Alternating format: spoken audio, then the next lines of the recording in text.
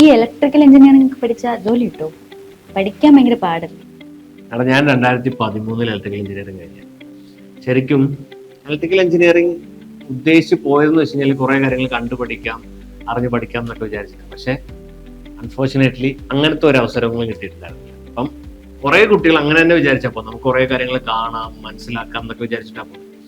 പക്ഷെ ഒരു കാര്യം ഉണ്ടടാ, ഞാൻ ഈ ബിടെക് കഴിഞ്ഞതിന് ശേഷം പിന്നീട് ഇൻഡസ്ട്രിയിലേക്ക് പോയപ്പോഴേ ഒരു കാര്യം റിലീസ് ചെയ്തത്, ഇലക്ട്രിക്കൽ എഞ്ചിനീയേഴ്സിന്റെ വേക്കൻസി ഇല്ലാത്ത ഒരു എഞ്ചിനീയറിംഗ് ഇൻഡസ്ട്രി ഇല്ല, അല്ലെ? ഇപ്പം പ്രൊഡക്ഷൻ ആയിക്കോട്ടെ, കൺസ്ട്രക്ഷൻ ആയിക്കോട്ടെ, ഏതൊരു ഫീൽഡ് എടുത്താലും ഇലക്ട്രിക്കൽ എഞ്ചിനീയേഴ്സിന്റെ വേക്കൻസി ഉണ്ട്.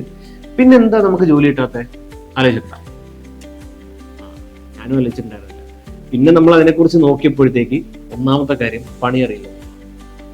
ഇലക്ട്രിക്കൽ എഞ്ചിനീയർ ആയ എനിക്ക് തിയറിറ്റിക്കൽ നോളജ് ചിലപ്പോൾ ഉണ്ടാവാം, പ്രാക്ടിക്കലി അറിയത്തില്ല. ഫേസും ന്യൂട്രലും എങ്ങനെ അറിയുന്നു വെച്ച് കഴിഞ്ഞാൽ അതിന്റെ സിലബസിൽ പഠിപ്പിച്ചിട്ടില്ല എന്ന് ചിലപ്പോൾ ഞാൻ ഉത്തരം പറയുള്ളൂ. അപ്പൊ അതാണ് അതിനകത്ത് മെയിൻ കൺസെപ്റ്റ് എന്ന് പറയുന്നത്, പണി നല്ല പോലെ അറിയാം. അപ്പം നമ്മൾ ആർക്കേറ്റ് തുടങ്ങിയതും ശരിക്കും ആ ഒരു കൺസെപ്റ്റിൽ തന്നെയാണ്. കുട്ടികൾക്ക് ഇൻഡസ്ട്രിയുമായിട്ടുള്ള നോളജ് കുറവ് എന്നുള്ളൊരു പ്രോബ്ലം മനസ്സിലാക്കുകയും അതിനുള്ള സൊല്യൂഷൻ ആയിട്ടാണ് നമ്മൾ ആർക്കേറ്റ് കൊണ്ടുപോകുന്നത്. അപ്പൊ ഇലക്ട്രിക്കൽ എഞ്ചിനീയറിംഗ് കഴിയുന്നവർക്ക് നമ്മളൊരു 3 month ട്രെയിനിങ് പ്രോഗ്രാം കൊടുക്കും. ഈ 3 month ട്രെയിനിങ് പ്രോഗ്രാം കഴിയുമ്പോൾ ഇവര് റെസിഡൻഷ്യൽ, ഇൻഡസ്ട്രിയൽ, കൊമേഴ്ഷ്യൽ, പിന്നെ അതുപോലെ illumination design, solar design, MEP, electrical, ഇതെല്ലാം ഈ ഏത് തരം പ്രൊജക്ടുകൾ വന്നാലും അതിന്റെ A to Z എല്ലാ കാര്യങ്ങളും ഇൻഡിവിജ്വലി ചെയ്യാനുള്ള കോൺഫിഡൻസും ഇൻഡിവിജ്വലി ചെയ്യാൻ അവരെ മോൾഡ് ചെയ്തെടുക്കുന്ന ട്രെയിനിങ് പ്രോഗ്രാംസ് ആണ് ഇതെല്ലാം.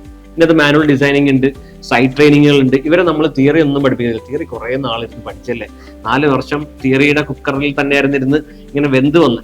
അപ്പൊ ഇനി തിയറി ഒന്നും വേണ്ട. ഇനി നമുക്ക് വേണ്ടത് നാളെ എന്താണ് ജോലി ചെയ്യാൻ പോകുന്നത് അത് അതേപോലെ നമ്മൾ പഠിപ്പിക്കുകയാണ്. ഏകദേശം 35ഓളം ലൈവ് പ്രൊജക്റ്റുകളാണ് ഈ കുട്ടികൾക്ക് നമ്മൾ അസിസ്റ്റൻസ് പ്രൊവൈഡ് ചെയ്യുന്നത്. അപ്പൊ ഈ 35 പ്രൊജക്ട് എന്ന് പറയുന്നത് പല കണ്ടീഷൻസ്, പല ചലഞ്ചസ് ഒക്കെയുള്ള 35 പ്രൊജക്ട്. ഇത് കഴിഞ്ഞിറങ്ങുന്ന ഒരാൾക്ക് ഏത് പ്രൊജക്റ്റും, എത്ര വലിയ കൊമേഴ്ഷ്യൽ പ്രൊജക്ട് ആയിക്കോട്ടെ, സ്വന്തമായിട്ട് A to Z ചെയ്യാൻ പറ്റും എന്നുള്ളൊരു കോൺഫിഡൻസും സ്കില്ലുമാണ് ഈ ഒരു ട്രെയിനിങ് പ്രോഗ്രാം നമ്മൾ ഔട്ട്കം ആയിട്ട് ഉദ്ദേശിക്കുന്നത്. അപ്പോൾ ഇതിൻ്റെ അകത്ത് നമ്മൾ മാനുവൽ ഡിസൈനിങ് മാത്രമല്ല, നമ്മൾ ഏകദേശം 5ഓളം സോഫ്റ്റ്വെയർ യൂസ് ചെയ്തിട്ടുള്ള ട്രെയിനിങ് ഉണ്ട്. അപ്പം സോഫ്റ്റ്വെയർ യൂസ് ചെയ്തതിൻ്റെ അകത്തൊന്നും ചെയ്യാൻ പറ്റില്ല. അപ്പം സോഫ്റ്റ്വെയർ യൂസ് ചെയ്തിട്ടുള്ള ട്രെയിനിങ്ങും ഇതിനകത്ത് ഇൻക്ലൂഡഡ് ആണ്. 5 സോഫ്റ്റ്വെയർ എന്ന് പറയുമ്പോൾ ഓട്ടോക്യാഡ് വരുന്നുണ്ട്, റെവിറ്റ് MEP വരുന്നുണ്ട്, ഡയലക്സ് വരുന്നുണ്ട്, PV സിസ്റ്റ് വരുന്നുണ്ട്, പ്ലാൻ സിഫ്റ്റ് വരുന്നുണ്ട്.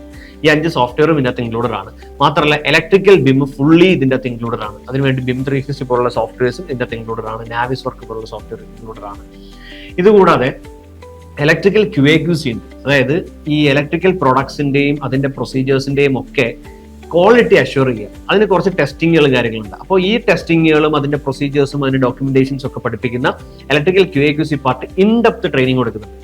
അപ്പൊ ആലോചിക്കുക, ശരിക്കും എൻ്റെ ഒരു ഒപ്പീനിയനിൽ, ഞാനും ഇലക്ട്രിക്കൽ എഞ്ചിനീയർ ആണ്, എൻ്റെ ഒരു ഒപ്പീനിയനിൽ 4 വർഷം നമ്മൾ പഠിച്ചതിന് ഒരു അർത്ഥം ഉണ്ടാക്കുക എന്നുള്ളതാണ് ഈ 3 മാസം കൊണ്ട് ഉദ്ദേശിക്കുന്നത്. അവര് ഇലക്ട്രിക്കൽ പരമായിട്ട് ഇൻഡസ്ട്രിയിലുള്ള അവരുടെ ജോബ് റിലേറ്റഡ് ആയിട്ടുള്ള എല്ലാ കാര്യങ്ങളും ഇവിടെ തറവായിട്ട് പഠിക്കുന്നെന്ന് ഞാൻ പറയുന്നില്ല, അറിയുന്നുണ്ട്, അവർ ചെയ്യുന്നുണ്ട്. ഇനി അത് മാത്രമല്ല, ഇതെല്ലാം അറിഞ്ഞതിന് ഇവർക്ക് കിട്ടാൻ പോകുന്നത് ഇന്റർനാഷണൽ സർട്ടിഫിക്കേഷനുകളും ഈ ലൈവ് പ്രൊജക്ടുകളിൽ എക്സ്പീരിയൻസ് ഉള്ളതിന്റെ എക്സ്പീരിയൻസ് സർട്ടിഫിക്കറ്റും കൂടെ ചേർത്തിട്ടാണ് ഇവർക്ക് കിട്ടുക.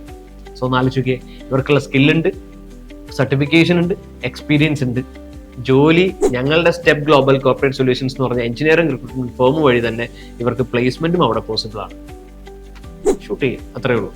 ഇനി ഇത് കൂടാതെ ഇതിപ്പോ ഇലക്ട്രിക്കൽ ജോബ് റോൾ മാത്രം കൈകാര്യം ചെയ്യാൻ, നമ്മുടെ കുട്ടികൾക്ക് ഇപ്പൊ കുറച്ച് നാളായിട്ട് ഇലക്ട്രിക്കൽ എഞ്ചിനീയേഴ്സിനെ MEP കമ്പനീസ് ഹയർ ചെയ്യുന്നുണ്ട്. അപ്പൊ ആ MEP പാർട്ടിലും കൂടി ഒരു അഡ്വാൻസ് ലെവൽ ട്രെയിനിങ് കൊടുക്കുന്ന 4 month ട്രെയിനിങ് പ്രോഗ്രാം ഉണ്ട്.